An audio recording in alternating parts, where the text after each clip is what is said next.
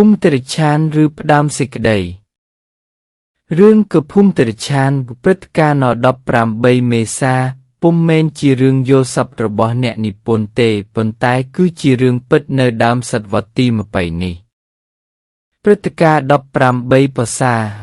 នឹងបង្ហាញលោកអ្នកអានជ្រាបអំពីចលនាបាតុកម្មមួយប្រឆាំងទល់នឹងអាណានិគមបារាំងនៅឆ្នាំ1925ចលនានេះមានសភាពឃោរឃៅគួរឲ្យរំភើបក្រៃលែងដែលបានផ្ទុះឡើងពីចំណោមកសិករខ្មែរដ៏សុទ្ធសាធនៅភូមិក្រាំងលាវស្រុករលាផ្អៀលខេត្តកំពង់ឆ្នាំងក្រោមការដឹកនាំរបស់អ្នកក្លាហាន2នាក់គឺឈុំមេះជួនមួយនិងឈ្មោះនៅមួយដល់មានដើមកំណើតនិងទីលំនៅនៅភូមិបន្ទាយអំពិលឃុំព្រៃខ្មែរស្រុករលាផ្អៀលខេត្តកំពង់ឆ្នាំងពួកបាតុកបានសម្លាប់លោកបារាំងម្នាក់ឈ្មោះបាដេសដែលធ្វើជារេស៊ីដង់នៅខេត្តកំពង់ឆ្នាំងហើយនិងអ្នកបកប្រែភាសាម្នាក់ទៀតឈ្មោះសួនព្រមទាំងទាហានរក្សាស្រុកម្នាក់ឈ្មោះឡាចដែលបានទៅតាមបារាំងនៅពេលនោះពិតមែនតែអ្នកសិក្សាខ្មែរភាគច្រើនមិនសូវបានដឹងឬព្រឹត្តិការណ៍នេះប៉ុន្តែបើតាមយោបល់ផ្ទាល់យើងខ្ញុំយល់ថារឿងដែលយើងខ្ញុំបានសរសេរជម្រាបនៅទំព័រខាងមុខនេះចាត់ទុកថាជាព្រឹត្តិការណ៍ដ៏ធំមួយនៅក្នុងប្រវត្តិសាស្ត្រជាតិយើងហើយព្រឹត្តិការណ៍នៅថ្ងៃ18មេសាឆ្នាំ1925ក៏បានពន្យល់ទុកនៅអនុស្សាវរីយ៍ដ៏ជូរចត់មួយដែរដល់អ្នកស្រុកក្រាំងលាវចាស់ទុំនៅភូមិក្រាំងលាវសពថ្ងៃដែលមានអាយុ60ប្លាយឆ្នាំឡើងទៅគាត់នៅមិនទាន់ភ្លេចព្រឹត្តិការណ៍ថ្ងៃ18មេសានេះនៅឡើយទេកាលណាគាត់នឹកឃើញដល់រឿងនេះគាត់ហាក់ដូចជាចង់ញឹមផងចង់យំមិនចេញទឹកភ្នែកផងគាត់ញឹមព្រោះគាត់យល់ថាមហាបាតុកម្មរបស់ប្រជាកសិករនៅក្រាំងលាវនាថ្ងៃទី18មេសា1925នោះគឺជាចម្លើយដ៏សម្រុំមួយចំពោះរាជការអាណាព្យាបាលបារាំងសម័យនោះឯងដែលបានចង់គ្រាកកូនខ្មែរនៅក្រោមនឹមដែករបស់ខ្លួនអស់រយៈពេលជិតកន្លះសតវត្សមកហើយជាពិសេសខ្មោចលោកធំបារាំងដែលស្លាប់នៅភូមិក្រាំងលាវក្នុងថ្ងៃ18មេសា1925គឺស្លាប់នៅចំពោះមុខអ្នកទោសខ្មែររាប់រយនាក់ដែលជើងទាំងពីរជាប់ធ្នោះក្នុងយ៉ាងរងកមួយអត់បាយក្រហាយទឹកដោយសារតែគ្មានប្រាក់បង់ពន្ធដារជូនលោកធំគាត់យំមិនចេញទឹកភ្នែកព្រោះគាត់នឹកឃើញដល់អំពើសង្សឹកយ៉ាងអំនុះធម៌របស់បារាំងទៅលើបណ្ដារាស្ត្រភូមិក្រាំងលាវដែលឥតវិញ្ញាណសោះនោះដោយបានចាត់ទាហានឲ្យដេញចាប់អ្នកស្រុកក្រាំងលាវទាំងប្រុសទាំងស្រីផ្អើលកលីហោជ្រួលច្របល់អស់មួយស្រុករួចចង់តម្រៀបគ្នាជាជួរយកមកសួរចម្លើយនៅទីក្រុងកំពង់ឆ្នាំងបង្អត់បាយទឹកយ៉ាងវេទនារួចកន្លងមកមិនដល់10ថ្ងៃផងស្រាប់តែមានចេញប្រកាសមួយចុះថ្ងៃទី27មេសា1925បង្គាប់ឲ្យហៅឈ្មោះភូមិក្រាំងលាវថាបភូមិតិរិឆានព្រោះគេបានសន្មតពួកបាតុករថាជាសត្វតិរិឆានមិនស្គាល់ខុសត្រូវហ៊ានសម្លាប់លោកដីជាធំ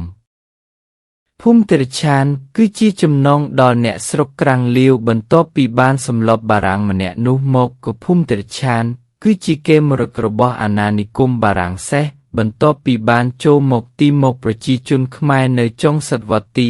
19ប៉ុន្តែបើតាមយោបល់យើងខ្ញុំបាទភូមិតិរិឆាន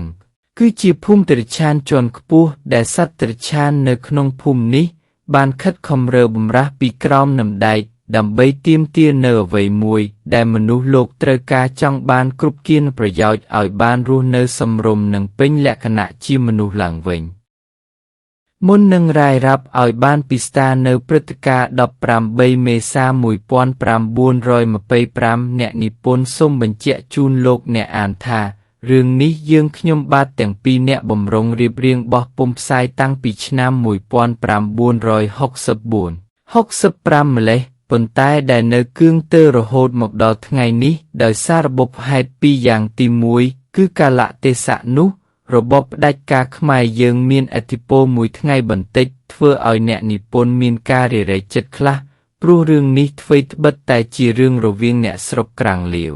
និងជាតិបារាំងម្នាក់ឬអ្នកតំណាងបារាំងម្នាក់ប៉ុន្តែវាមានតាក់ទងមួយភាគតូចដល់ស្ដេចខ្មែរដែរគឺព្រះរាជប្រកាសចុះថ្ងៃទី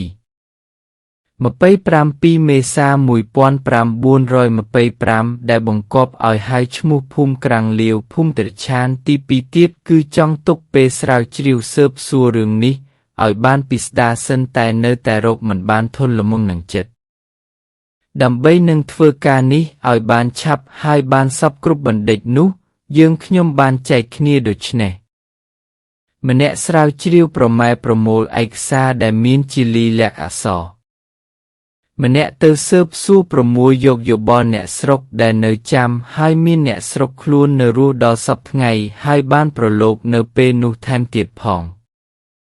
ចំពោះទី1ខាងលើនេះខ្ញុំបាទយល់ខុសទេព្រោះដល់ពិនិត្យសារជាថ្មីនៅសេចក្តីក្នុងព្រះរាជប្រកាសនោះទៅទើបយល់ច្បាស់ថាក្នុងថ្ងៃទី23មេសា 1925 ដែលជាថ្ងៃប្រជុំសេនាបតីខ្មែរគឺមានលោករេស៊ីដង់ស៊ុបរីយើបារាំងជំនុំផងដែរគឺលោករេស៊ីដង់ស៊ុបពេរីយើរបូហ្វាំងជាប្រធាននៃអង្គជំនុំឯស្ដេចខ្មែរគ្រាន់តែជាអ្នកស៊ីញេលើព្រះរាជប្រកាសនោះបានសេចក្តីថារឿងដែលតម្រូវឲ្យហៅឈ្មោះក្រាំងលាវថាកុភូមិត្រឆាននោះគឺដើមគំនិតមកពីបារាំងដដែលលោកអ្នកនឹងបានឃើញនៅព្រះរាជប្រកាសនោះនៅទំព័រខាងមុខទៀតមួយវិញទៀតសូមបញ្ជាក់ថាក្រៅពីឯកសារយ៉ាងកម្រដែលខំសន្សំបានមកនេះយើងខ្ញុំស៊ើបសួរចាស់ដែលធ្លាប់បានដឹងរឿងនេះខ្លះហើយអស់លោកខ្លះទៀតបានទាំងចូលរួមក្នុងមហាបាតុកម្មថ្ងៃ18មេសានោះថែមទៀតផងរីឯនាមអស់លោកដែលបានជួយផ្ដល់ឯកសារជាលិលាក់អក្សរនិងដំណើរប្រាប់ផ្ទាល់មាត់មានដូចទៅ1សម្ដេចព្រះសង្ឃរាជជួនណាតមានព្រះរាជបន្ទូលនៅចំណុចខ្លះប្រាប់ខ្ញុំហើយបានទាំងមានព្រះបន្ទូលថាឲ្យចងក្រងជាសៀវភៅឡើងកុំឲ្យបាត់រឿងនេះ2ព្រះតេជគុណស៊ូសុគន្ធគង់នៅវត្តព្រះទ្វារសង្កាត់ពងស្រុករលាផ្អៀខេត្តកំពង់ឆ្នាំងអាស្រ័យដោយឯកសារព្រះថេរអង្គនេះទើបខ្ញុំបានមានពន្លឺច្រើនក្នុងការសរសេររឿងនេះ3លោកភិនសង់ស៊ីមធ្វើការនៅសាលាក្រុងភ្នំពេញ4លោកអុកឈុនធ្វើការនៅក្រុមហ៊ុនចំការកៅស៊ូចំការអណ្ដូងលោកទាំងពីររូបបានជួយខ្នះខ្នែងជាទីបំផុតក្នុងការរកឯកសារនិងជួយស៊ើបសួរព័ត៌មានត្រង់ចំណុចសំខាន់5លោកតាខុដនៅភូមិពងឃុំពងរនៅរស់6លោកតាវលនៅភូមិប៉ាតឡាងឃុំពងនៅរស់លោកតាប៉លពេលនោះត្រូវពួកបាតុកវីក្បាលគាត់ត្រូវមួយដំបងយ៉ាងដំណំហូរឈាមរហាមប៉ុន្តែជាការវីដោយអចេតនាទេព្រោះបារាំងហក់រត់គេចតាមបង្អួចមកដីហើយពួកបាតុកយាដំបងវីបារាំងស្រាប់តែដំបងនោះផ្លាតមកត្រូវក្បាលគាត់តែម្ដង7លោកតាទីវថ្លឹងនៅភូមិព្រៃសំពៅឃុំប្រស្និបស្រុកបរិបូរខេត្តកំពង់ឆ្នាំងពីដើមនៅភូមិពងរដែរនៅរស់ឯកសារដែលជាលិលាក់អក្សរមានបោះពុម្ពផ្សាយហើយដែលយើងយកមកសរសេរគឺ1 L'affaire Bordes Requisitoire de muy Avocat General de Cour Saint-Gilles Imprimerie Novel Albert Portel 1926 2. L'affaire Bordes Requisitoire du Ministre Public Plaidoiries dim Lortet Jacob dim Du Fondet dim Goller Imprimerie au Centre Saigon 1926 3. ព្រះរាជពង្សោតាសសដៃ4ព្រះរាជប្រកាសថ្ងៃទី27មេសា 1925 5រាជកិច្ចរាជការឆ្នាំ 1925 6 Situation General du Protectoral du Cambodge de November 1914 Janvier 1921